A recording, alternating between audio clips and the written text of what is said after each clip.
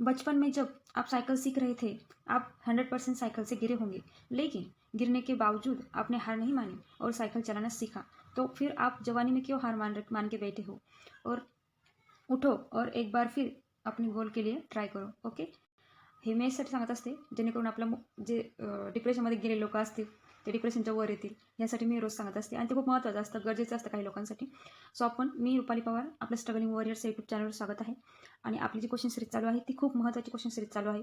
ह्यामध्ये मी टोटल 5 ते 6 सब्जेक्टचे 5 ते 6 असे क्वेश्चन्स कव्हर करून घेत आहे. आणि ती जे क्वेश्चन आहे ते खूप जास्त महत्त्वाचे आहे येणाऱ्या एक्झामसाठी. तुम्ही कंबाईन द्या, MPSC कंबाईन द्या, राज्यसेवेमध्ये पण अशा प्रकारचे क्वेश्चन येत नाही. पण ही जरी वन लाईनर असली तरी सुद्धा याचा फायदा तुम्हाला राज्यसेवेसाठी सुद्धा होईल जर तुम्ही करत असाल तर.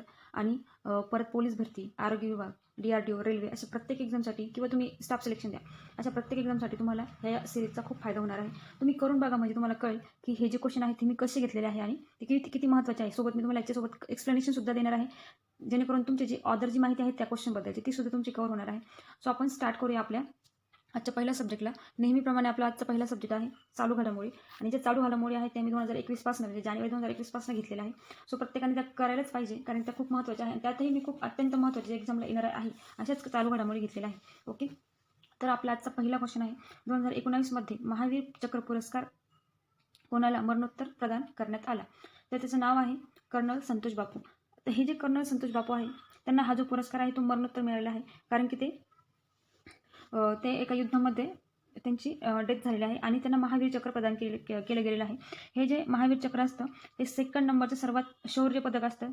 त्यातलं जे पहिलं जे शौर्य पदक असतं ते परमवीर चक्र असतं. आणि हे जे परमवीर चक्र, महावीर चक्र, वीर चक्र हे जे आहे ते युद्धाभ्यासासाठी, जेव्हा युद्धकाळामध्ये एखाद्याने चांगली कामगिरी केली किंवा एखाद्याची डेथ झाली तर त्यावेळेस त्यांना हे युद्धाभ्यासासाठी किंवा युद्धाच्या वेळेस जे आहे लोकांनी चांगली कामगिरी केली असेल त्यांना हे परमवीर चक्र, महावीर चक्र किंवा वीर चक्र दिलं जातं. आपल्याला माहिती असेल तुम्हाला की 2021 विंग कमांडर यांना वीरचक्र प्रदान केलं गेलेलं आहे, कारण की त्यांची जी कामगिरी होती ती खूप अत्यंत महत्त्वाची कामगिरी होती, त्यासाठी त्यांना वीरचक्र प्रदान केलं गेलेलं आहे. आणि आता ह्या वर्षी 2021 कर्नल संतोष बापूंना महावीर चक्र प्रदान केलं गेलं. पूर्व लडाखमधील गलवान खोऱ्यात चीनी सैन्यांनी झालेल्या हिंसक संघर्षात त्यांनी त्यांचे प्राण गमावले. म्हणजे जे चीन आणि भारतमधलं जे लडाखमधील जे गलवान खोरं आहे त्या खोऱ्यामध्ये जेव्हा युद्ध चालू होतं चीन आणि भारताचं, त्या युद्धामध्ये यांचा जे कर्नल संतोष बापू आहे त्यांनी प्राण गमावले. तर त्यांच्या ज्या ह्या वीर कामगिरीसाठी त्यांना महावीर चक्र प्रदान केलं गेलेलं आहे. Okay. Then next question is 2020च्या अखिल भारतीय मराठी साहित्य संमेलनाचे अध्यक्ष कोण होते? तर कोण होते 2020च्या अखिल भारतीय साहित्य संमेलनाचे अध्यक्ष? Father Francis Dibrito. आता हा जो क्वेश्चन आहे तो प्रत्येक वर्षी MPSC ह्या एक्झाममध्ये विचारला जातो. अदर एक्झाममध्येही विचारला जात असेल, पण MPSCमध्ये हा 100% विचारलाच जातो. त्यामुळे हे जे क्वेश्चन्स आहेत अखिल भारतीय मराठी साहित्य संमेलनाचे ते खूप महत्त्वाचे असतात. आणि ही जी 2020ची झाली होती आपलं मराठी साहित्य संमेलनाची जी संमेलन झाले होते ते यवतमाळला झाले होते आणि त्याचे जे अध्यक्ष होते ते होते फादर द फ्रान्सिस्को. आणि जी 2021ची जी झालेली आहे ती कुठे झालेली आहे, म्हणजे कुठे होणार आहे, झालेली नाही आहे ती अजून, ती नाशिकमध्ये होणार आहे. आणि त्याचे जे अध्यक्ष असणार आहे, स्वागत अध्यक्ष हे छगन भुजबळ असणार आहे, जे नाशिकचे पालकमंत्री आहे. आणि त्याचे जे अध्यक्ष असणार आहे ते जयंत नारळीकर असणार आहे. आणि हे जे 2021चं असणार आहे ते 94वं अखिल भारतीय साहित्य संमेलन असणार आहे. जे 2020चं होतं ते 93वं अखिल भारतीय साहित्य संमेलन होतं. ओके. तर ह्याबद्दल तुम्हाला जी माहिती दिली ही एवढीशीच पुरेशी नाही आहे. याच्याबद्दल आणखी तुम्हाला काही माहिती असेल तर तुम्ही ते कलेक्ट करून त्याची नोट डाऊन करून ठेवायला काही हरकत नाही, कारण की हे महत्त्वाचे क्वेश्चन आहे सगळे. आपण आपला आजचा नेक्स्ट क्वेश्चन बघूया. संघर्ष व संकल्प या महाराष्ट्र व कर्नाटक सीमावादावर आधारित पुस्तकाचे लेखक कोण होते? ओके. तर त्यांचं नाव होतं डॉक्टर दीपक पवार. आता हा जे महाराष्ट्र आणि अदर राज्यासोबत जे सीमावाद चालू आहे किंवा जे म्हणजे पाणी वाटप, जे पाण्याबद्दल जे संघर्ष चालू आहे किंवा सीमावादाबद्दल संघर्ष चालू आहे, तर ते संघर्ष आपले 2-3 राज्यासोबत चालू आहे, जे आपले नियरेस्ट राज्य आहेत त्यांच्यासोबत. आणि ह्याच्याबद्दल आपल्याला 2021 MPSC राज्यसेवेला क्वेश्चन विचारलेला होता. तर तो क्वेश्चन खूप जणांना आलेला नाही आहे. तर ते जे क्वेश्चन आहे, असे जे क्वेश्चन असतात ते माहिती नसतात, ते येणारे आहेत ते, पण त्याकडे खूप म्हणजे लक्ष देणं खूप जास्त महत्त्वाचं आहे. आणि त्याबद्दल असाही क्वेश्चन विचारू शकतो की संघर्ष आणि संकल्प हे जे महाराष्ट्र आणि कर्नाटक सीमावादावर जे आधारित पुस्तके आहेत ते कोण लिहिले, तर तेही विचारू शकता. मग ते आपण लक्षात ठेवायला पाहिजे की त्यांचं नाव आहे doctor Deepak Pawar. Okay. Then next is भारतातील सर्वात जलद रेल्वेगाडी कोणती? तर कोणती आहे सर्वात जलद ट्रेन? तर तिचं नाव आहे वंदे भारत एक्सप्रेस. वंदे भारत एक्सप्रेसला आपण ट्रेन 18 म्हणून सुद्धा ओळखतो. आणि ही जी ट्रेन 18 आहे हिचं उद्घाटन पंतप्रधान नरेंद्र मोदींनी केलेलं होतं. ओके. देन ही जी लॉन्च झाली होती ती 15 फेब्रुवारी 2021 हिला लॉन्च केलं होतं आणि हिला आपण ट्रेन 18 ह्या नावाने सुद्धा ओळखतो. ओके. देन नेक्स्ट इज भारतीय रेल्वेचा जगात कितवा क्रमांक लागतो. तर कितवा क्रमांक लागतो, जे भारताचं जे रेल्वेचं जे नेटवर्क आहे त्या नेटवर्कमध्ये जगामध्ये भारताचा कितवा क्रमांक लागतो, हा जो क्वेश्चन आहे तोही खूप महत्त्वाचा आहे. असे क्वेश्चनसुद्धा विचारले जातात, त्याच्यामुळे हेही क्वेश्चन करणे खूप जास्त महत्त्वाचं आहे. तर आपला जो नंबर लागतो तो 4था नंबर लागतो. तर पहिला नंबर कोणाचा मग, तर भारतीय रेल्वेचा पूर्ण जगामध्ये नेटवर्क हा 4था लागतो. त्यात जो फर्स्ट नंबर आहे तो USA आहे, दुसरा चीन, थर्ड रशिया, फोर्थ भारत आणि fifth Canada. Okay. Then next is आंतरराष्ट्रीय बाल शांतता पुरस्कार 2020चा कोणाला मिळाला. ओके. तर तिचं नाव आहे ग्रेटा थनबर्ग. ही पर्यावरणवादी आहे, ती स्वीडनची आहे. तिचं जे काम आहे ते खूप महत्त्वाचं आहे आणि 2019चे मोस्ट ऑफ दी पुरस्कार तिला भेटलेले आहे.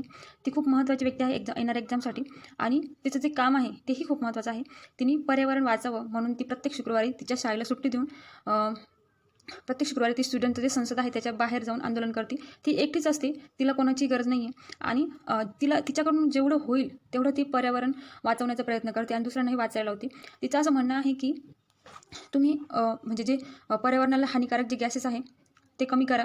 जे टेम्परेचर वाढतं आहे आणि जो टेम्परेचर वाढतं आहे आणि समुद्राची पाण्याची जी पातळी वाढते, तर त्यामुळे फ्युचरमध्ये जे होणारं जे नुकसान आहे ते कमी करण्यासाठी तिचा प्रयत्न चालू आहे आणि सोबतच ती झाडांचंही रक्षण करायला लावते. तर ह्यामुळे तिला ह्या वर्षीचा 2020चा बालशांतता पुरस्कार मिळालेला आहे. ओके. त्यामुळे येणाऱ्या एक्झामसाठी जी ग्रेटा थनबर्ग आहे ती खूप महत्त्वाची व्यक्ती आहे. त्याच्याबद्दल तुम्हाला आणखी काही माहिती असेल तर तेही तुम्ही मिळवण्याचा प्रयत्न करा. ओके. तर हे आपले होते चालू घडामोडीचे क्वेश्चन.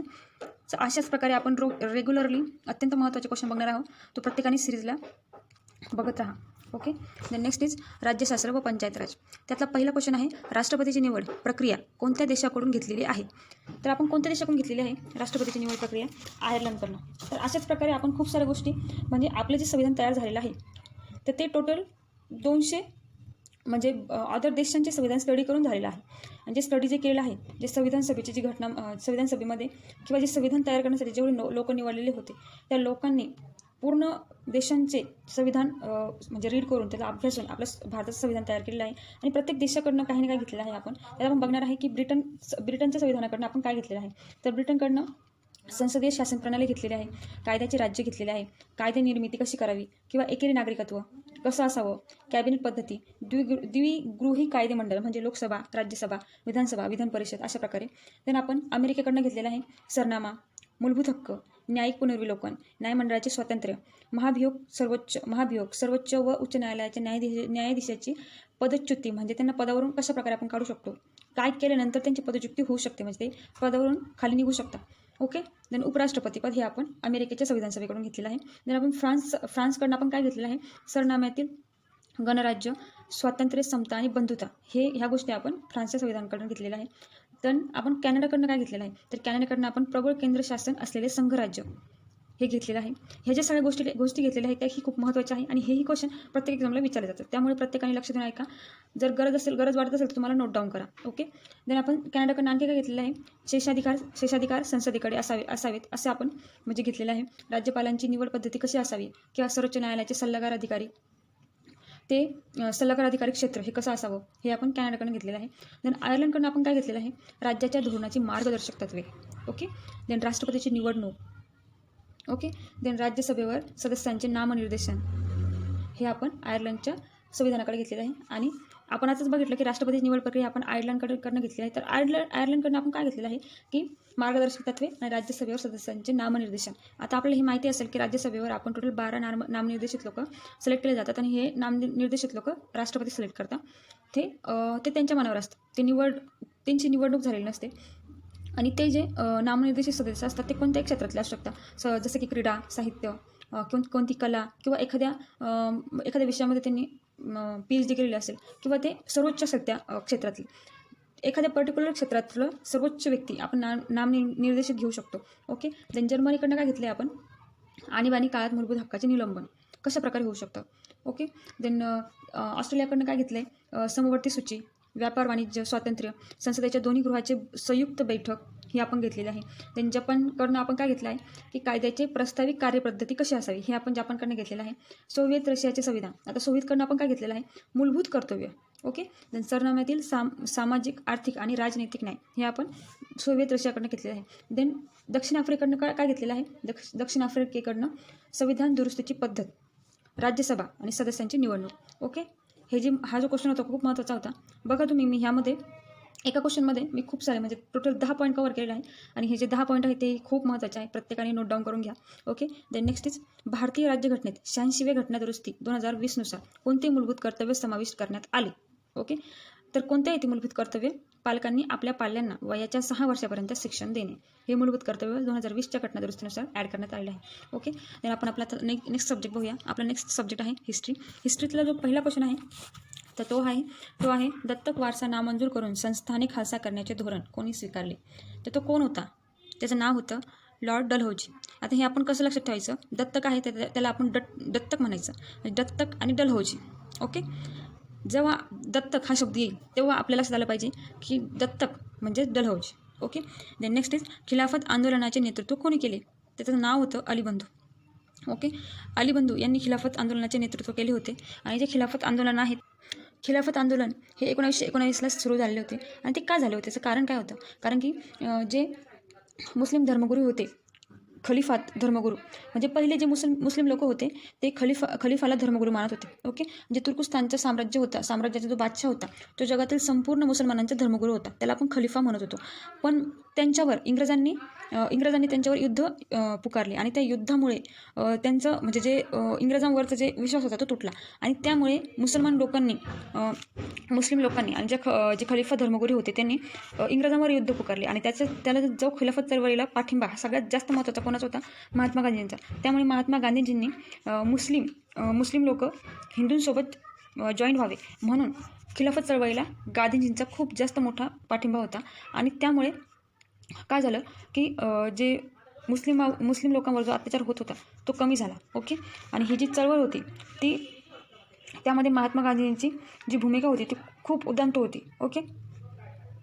आणि ह्याच्यामध्ये इंग्रजांनी काय केलं होतं त्यांच्या विरुद्ध? तर काय केलं होतं की ब्रिटिश लष्करात मुस्लिमांना नोकऱ्या न देणे हे ब्रिटन लोक करत होते. तो सोबतच इस्लामच्या पवित्र स्थळावर गैरमुस्लिमांचे नियंत्रण अमान्य करणे हे ते करत होते. देन खलिफती संबंधीच्या मागणीची पूर्तता करून घेणे हे ते करत होते. त्याच्यानंतर तुर्किस्तानच्या सार्वभौमत्वावर बंधने येतील अशा कोणत्याही अटींना मान्यता न देणे ह्या सगळ्या गोष्टी इंग्रज करत होते. त्यामुळे काय होत होतं की हे जे 4 पॉईंट होते की खिलाफती संबंधीच्या मागणीची पूर्तता करून घेणे किंवा मुस्लिमांच्या पवित्र स्थळावर येण्यास मान्यता न देणे किंवा मुस्लिमांना नोकऱ्या देणे ह्या सगळ्या गोष्टी होत्या. ह्या मुस्लिमांनी काय केलं की एक सभा भरवली आणि त्या सभेला ती जी सभा भरवली ती खिलाफत परिषद म्हणून ओळखली जाते आणि ती खिलाफत परिषद 1921मध्ये भरली आणि त्या खिलाफतीमध्ये हे जे 4 पॉईंट होते ते ॲड केले गेले जेणेकरून काय होईल की मुस्लिमांविरुद्ध जो अत्याचार चालू आहे इंग्रजांचा तो काय होईल? कमी होईल. आणि ह्याच्यासोबतच गांधीजींचं असं म्हणणं होतं की आपण म्हणतो की सगळे लोक समान आहे म्हणजे सर्व धर्म समान आहे आणि अशा वेळेस जर आपण मुस्लिमांना जर मदत नाही केली तर ती जी घोषणा होती जे काय ते इंग्रज हिंदू मुस्लिम हे एकाची जी घोषणा होती ती काय होईल? म्हणजे तिचं जे हे जे आहे ती जी घोषणा आहे ती कमी होत जाईल आणि मुस्लिमांचा जो हिंदूवरचा विश्वास आहे तो पण कमी होत जाईल.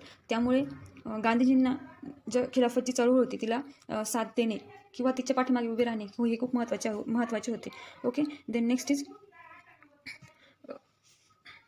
1857च्या उठावाचे प्रमुख केंद्र कोठे होते? तर कोठे होते 1857च्या उठावाचे प्रमुख केंद्र? दिल्ली. आणि 1857च्या उठावाचे जे पहिलं नेतृत्व कोणी केलं होतं तर त्याचं नाव होतं मंगल पांडे. मंगल पांडे हे लष्करात होते आणि लष्करामध्ये त्यांना जे कारतुसाच्या ज्या गोळ्या होत्या त्या कारतुसाच्या गोळ्यांवर यांची जे गाई किंवा म्हशी ज्या असायच्या त्यांची चरबी लावलेली असायची आणि ती जी चरबी होती कारण की जे हिंदू लोक होते तर ते अजिबात म्हणजे पूजा करायचे कोणाची गायींची वगैरे पूजा करायचे आणि त्यांची जर चरबी काढून इंग्रज लोक जर गोळणे लावत असणार तर मग काय होणार की हिंदूंचं जे रक्त आहे ते तर सळसळणारच ना. कारण की ते तर काय होते हिंदू होते ते गायीला देवता मानायचे. मग त्यामुळे ह्याच्या विरुद्ध उठाव म्हणून मंगल पांडेंनी सगळ्यात आधी सुरुवात केली होती. ओके. आणि हा जो कारतुसाचा जो उठाव होता तो सगळ्यात मोठा उठाव होता आणि तेव्हापासूनच जी 1857च्या उठावाला सुरुवात झाली होती. Okay. Then next question is काँग्रेसचे पहिले युरोपियन अध्यक्ष कोण होते? तर कोण होते? George Yule. आणि ही जी काँग्रेसची स्थापना झाली होती जी राष्ट्रीय काँग्रेस जी स्थापना झाली होती तर ती कशासाठी झाली होती? कारण की जी इंग्रजांना त्यांचा काय होता त्याचा काय होता फायदा व्हावा म्हणून ही इंग्रजांनी एक कट रचला होता की आपण काय करू की त्यांना एक सेपरेट हे देऊ, एक स्वतंत्र एक सभा देऊ, एक संस्था देऊ, जेणेकरून आणि ती जी संस्था होती ती आपणच स्थापन करून देऊ त्यांना, जेणेकरून त्यांचं काय चालू आहे हे आपल्याला कळेल. म्हणजे त्यांचे काय तर्कवितर्क आहे किंवा त्यांची काय आयडियाज आहेत ते आपल्याला कळतील आणि आपण ते त्यांचे जे मोठा आहे तो पूर्ण न व्हावा हे याला आपण पुरेपूर काय करू, भारतीयांचे जे लक्ष आहे ते पूर्ण न होऊन देणे हेच त्यामागचं उद्दिष्ट होतं. त्यामुळे त्यांनी काय केलं की ही काँग्रेसची जी सभा होती म्हणजे काँग्रेसची जी स्थापना होती ती युरोपियननीच त्यांना करून दिली. ओके. आणि त्याचे जे पहिले अध्यक्ष होते ते जॉर्ज यूल होते. 1888ला हे काँग्रेसचे पहिले युरोपियन अध्यक्ष झाले होते. ओके. देन नेक्स्ट इज बंगालच्या फाळणीची मूळ कल्पना कोणाची? तर कोणाची होती मूळ कल्पना? William Ward. ओके. बंगालच्या फाळणीची घोषणा ही 19 जुलै 1905ला झाली होती आणि तिचे जी घोषणा झाली होती ती जे व्हाईसरॉय होते तेव्हाचे कर्झन यांनी ही घोषणा केली होती की बंगालची फाळणी 19 जुलै 1905 रोजी आणि तिचा जो अंमलबजावणी होती ती कधी झाली होती? 16 ऑक्टोबर 1905ला. ओके. तर तेव्हा ही जी फाळणी जी आहे तिला आपण वंगभंग या नावाने सुद्धा ओळखता कारण की तिच्या विरुद्ध भारतीयांनी वंगभंग आंदोलन सुरू केले होते 1908ला. ओके. आणि हे जे वंगभंग आंदोलन होते ते पूर्ण देशात होते. तर याचा मोठो काय होता, याचा उद्देश काय होता की बंगालला वेगळं करावं कारण की हिंदू आणि मुस्लिम यांना वेगळं करायचं होतं आणि बंगाल प्रांतामध्ये टोटल लोक ही मुस्लिम होते. मुस्लिमांना त्यांची जागा मिळावी म्हणजे मुस्लिम प्रांत हा वेगळा असावा आणि हिंदू प्रांत हा वेगळा असावा आणि दोघांमध्ये फूट पडावी, जेणेकरून आपल्या काय होईल की प्रत्येक गोष्ट प्रत्येक देश अचीव करायला सोपं पडेल असं त्यांचा एक मोठं होता. त्यामुळे त्यांनी काय केलं, बंगाल प्रांत आणि भारत ह्या दोघांना वेगळं केलं आणि ह्याच्यामुळे पूर्ण भारतभर एक वंगभंग आंदोलन सुरू झालं. त्यालाच आपण वंगभंग हे नाव देण्यात आलं होतं. ओके. देन नेक्स्ट इज आणि त्याचे जे ती मूळ कल्पना म्हणजे स्टार्टिंग जी कल्पना होती ती कोणी केली होती? William Ward. Okay. Then next is 1882मध्ये स्थापन करण्यात आलेल्या थिओसॉफिकल सोसायटीचे मुख्यालय कोठे होते? तर ते कोठे होते? अड्यारला. आता अड्यार कुठं आहे? पहिल्याच्या मद्रासमध्ये. ओके. देन हे जे थिओसॉफिकल सोसायटी होती तर ती 17 नोव्हेंबर 1875मध्ये तिची स्थापना झाली होती आणि तिची स्थापना कोणी केली होती? हेलेना ब्लावाटस्की त्या रूसच्या होत्या आणि कर्नल हेनरी स्टील हे जे होते ते ॲटलांटाचे होते. ओके. आणि तिची पहिली मुख्यालय होते, हेडक्वार्टर जे होतं ते मुंबई होतं. पण ते कधी होतं? 1879मध्ये. पण नंतर 1886मध्ये ते अड्यारला ट्रान्सफर करण्यात आले. ओके. आपले हे जे क्वेश्चन होते ते हिस्ट्रीचे होते. देन आपण आपला नेक्स्ट सब्जेक्ट बघूया, तो आहे भूगोल. त्यातला पहिला क्वेश्चन आहे, कोणती नदी मकर वृत्ताला दोनदा छेदते? तर कोणती नदी छेदते? लिम्पोपो नदी. आणि ही जी लिम्पोपो नदी आहे ती खूप महत्त्वाची आहे आणि ती ब्रिटिशमध्ये आहे, याच्यामध्ये ब्राझीलमध्ये. ओके. आता मकर याच्यामध्ये 3 वृत्त आहे, मकर वृत्त, कर्कवृत्त आणि विषुववृत्त. आणि मकर वृत्त हा वरती असतो 23.5 अंशाला, जो कर्कवृत्त असतो तो खाली असतो दक्षिण साईडला, तो पण 23.5 अंशाला असतो आणि जो विषुववृत्त असतो ते सेंट्रल लाईन असते ती 0 अंशाला असते. ओके. देन नेक्स्ट इज कोणत्या रेषावरील ठिकाणावर दिवस व रात्रीचा वेळ एक समान असतो? तर ती रेषा कोणती जिथं दिवस आणि रात्र ह्या दोघींचा जो वेळ आहे तो समान असतो तर ती आहे भूमध्य रेषा. ओके. देन नेक्स्ट इज भारतात सर्वात जास्त कायनाईटचे प्रमाण कोणत्या राज्यात आहे? म्हणजे कायनाचं जे हे आहे हा जो धातू आहे तो कोणत्या राज्यात सर्वात जास्त प्रमाणात आहे? तर त्याचं नाव आहे Jharkhand. Okay. Then next is Atal Rohtang बोगदा जो जगातील सर्वात उंच बोगदा असून त्याची लांबी किती आहे? तर त्याची लांबी आहे 9 किलोमीटर. त्याची लांबी 9 किलोमीटर आहे आणि त्याची जी उंची आहे ती समुद्र सपाटीपासून 13,050 फूट आहे. ओके. हा जो बोगदा आहे तो खूप महत्त्वाचा आहे बरं का, कारण की हा जो आहे तो जगातील सर्वात उंच बोगदा आहे आणि त्याला अटलजींचं नाव देण्यात गेलेलं आहे त्यांच्या जयंतीच्या दिवशी. आणि हे जे नाव दिलं गेलं आहे ते पंतप्रधान मोदींकडून दिलं गेलेलं आहे. Okay. Then next is Maharashtra राज्य कांदळवन वृक्षाचे नाव काय? महाराष्ट्र जे राज्य आहे त्यांच्या महाराष्ट्र राज्यामध्ये जे कांदळवन वृक्ष आढळतं त्याचं नाव काय आहे? त्याचं नाव आहे पांढरी चिप्पी. त्याला पांढरी चिप्पी नाव का दिलं गेलं आहे? कारण की त्याचं जो फूल आहे ते पांढऱ्या कलरचं म्हणून त्याला आपण पांढरी चिप्पी म्हणतो. Okay. Then next is Painganga अभयारण्य कोणत्या जिल्ह्यात आहे? तर कोणत्या जिल्ह्यात आहे? यवतमाळ. आणि यवतमाळलाच काय झालं होतं? 2020चं अखिल भारतीय साहित्य संमेलन झालं होतं. ओके. लक्षात ठेवा, हे खूप महत्त्वाचं आहे. देन नेक्स्ट सब्जेक्ट इज अर्थशास्त्र. तर अर्थशास्त्राचा पहिला क्वेश्चन आहे, कोणत्या वर्षापासून रिझर्व्ह बँकेचे आणि सरकारची वित्त वर्षे सारखीच असेल? हा फ्युचर क्वेश्चन आहे. तर ते असेल 2020 ते 21 पासून. ओके. सर्वाधिक वेळा अर्थसंकल्प कोणी सादर केला? तर सर्वाधिक वेळा अर्थसंकल्प सादर करणारे कोण आहेत? मोरारजी देसाई. त्यांनी 10 वेळा अर्थसंकल्प सादर केलेला आहे. आणि महिलांमध्ये जर म्हणशाल तर इंदिरा गांधी नंतर आपल्या निर्मला सीतारामन यांनी 2 वेळा अर्थसंकल्प, म्हणजे आता जो येईल 2021-22चा तो 3 वेळा सादर केलेला असेल. ओके. आणि त्या पूर्ण वेळ अर्थमंत्री ठरलेला आहे, ज्यांनी महिला अर्थमंत्री ज्या पूर्ण वेळ त्यांनी अर्थसंकल्प सादर केलेला आहे. Okay. Then next is state bank of इंडियामध्ये सर्व सहाय्यक बँकेचे विलगीकरण कधी झाले? तर ते कधी झाले? 1 April 2017. Okay. Then next is भारतीय बँकिंग संघटनेच्या अध्यक्षपदी कोण आहे? तर त्यांचं नाव आहे सुनील मेहता. ते भारतीय बँकिंग संघटनेच्या अध्यक्षपदी आहे. Okay. Then next is BRICS देशाची 2020ची परिषद कुठे पार पडली? तर ती कुठे पडली? Saint Petersburg, Russia. तर ब्रिक्समध्ये टोटल 5 देश आहे. तर ते कोणते? ब्राझील, रशिया, इंडिया, चायना आणि साऊथ आफ्रिका. ओके. तर नेक्स्ट इज भारताच्या GDPमध्ये सध्या उत्पादन क्षेत्राचा वाटा किती आहे? तर तो आहे 16%. ओके. आणि पण जे कोरोनामुळे आता GDPमध्ये घट झालेली आहे 7.7%ची. ओके. द नेक्स्ट इज विज्ञान. ओके. आपण आज काही विज्ञानचे क्वेश्चन बघूया. त्यातला पहिला क्वेश्चन आहे, कोणत्या लोखंडाचा सर्वात कमी प्रमाणात कार्बन असते? तर ते असते घडीव लोखंड. जे घडीव लोखंड असते त्याच्यामध्ये कार्बनचे प्रमाण हे खूप जास्त कमी असते.